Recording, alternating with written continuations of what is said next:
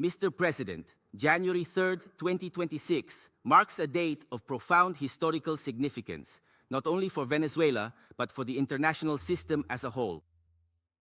On that day, the Bolivarian Republic of Venezuela was the target of an illegitimate armed attack. Lacking any legal justification on the part of the government of the United States of America, which included bombings on its territory, the loss of civilian and military lives, the destruction of essential infrastructure, and the kidnapping of the constitutional president of the Republic, Nicolás Maduro, and the First Lady, Cilia Flores. Venezuela appears before this council today out of a deep conviction. International peace can only be sustained if international law is respected, without exceptions, without double standards, and without selective interpretations. Thank you very much, Mr. President. Before addressing the substance of our intervention, we consider it necessary to make an institutional clarification.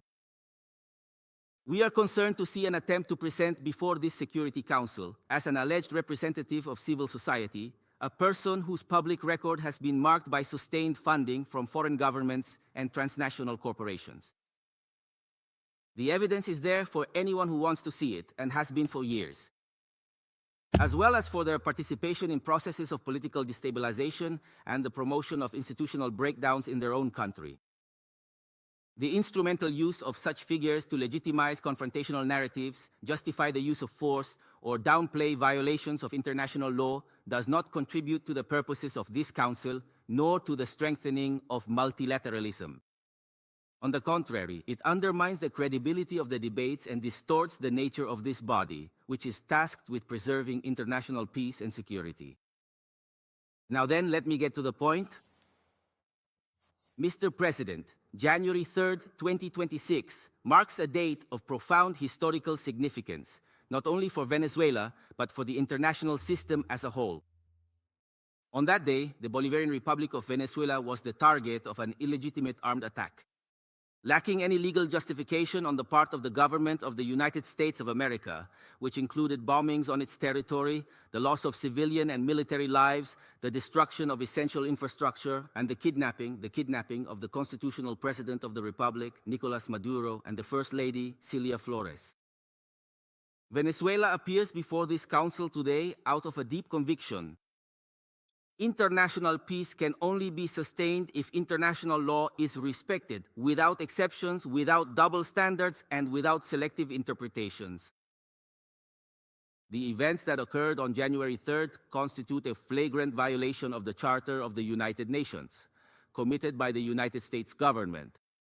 In particular, the violation of the principle of the sovereign equality of states, the violation of the absolute prohibition of the use or threat of use of force against the territorial integrity or political independence of any state, as enshrined in Article 2, Paragraph 4 of the Charter, and a violation of the duty to resolve disputes by peaceful means.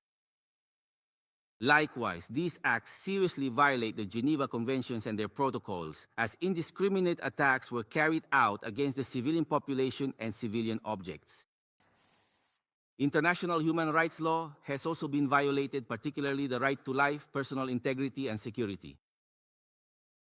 Of particular gravity is the kidnapping of the President of the Republic by the government of the United States of America, which constitutes a direct violation of an essential norm of the international legal order, namely the personal immunity of sitting heads of state. This immunity, it is not an individual privilege. It is an institutional guarantee that protects the sovereignty of the state and the stability of the international system. Disregarding it not only affects Venezuela, it sets an extremely dangerous precedent for all the states represented in this room, regardless of their size, power, or alliances. Mr. President, General Assembly Resolution 3314 clearly defines as an act of aggression the bombardment of the territory of a state by the armed forces of another state, as well as invasion or occupation, even without formal annexation. The events we denounce fit unequivocally within this definition. In 2004, the International Court of Justice affirmed that occupation exists when a state exercises effective control, even without formal annexation or the continuous presence of troops. Resolution 242 of this Security Council, for its part, emphasizes that the acquisition of territory by force is inadmissible.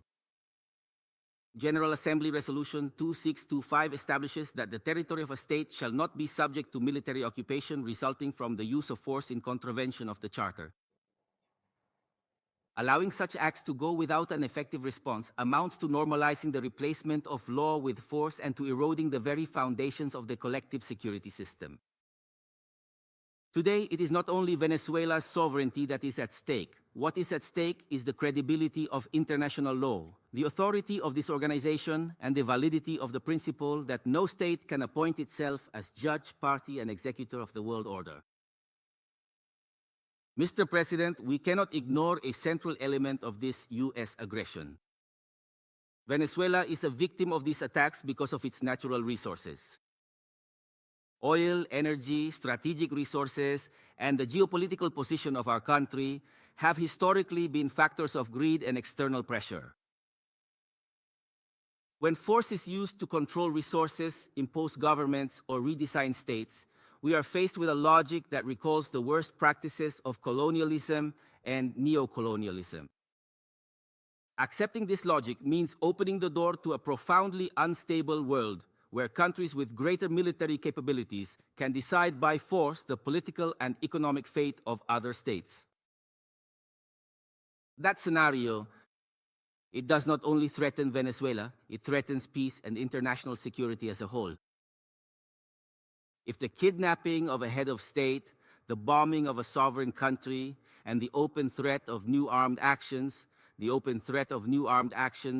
are tolerated or downplayed, the message sent to the world is devastating, that the law is optional and that force is the true arbiter of international relations.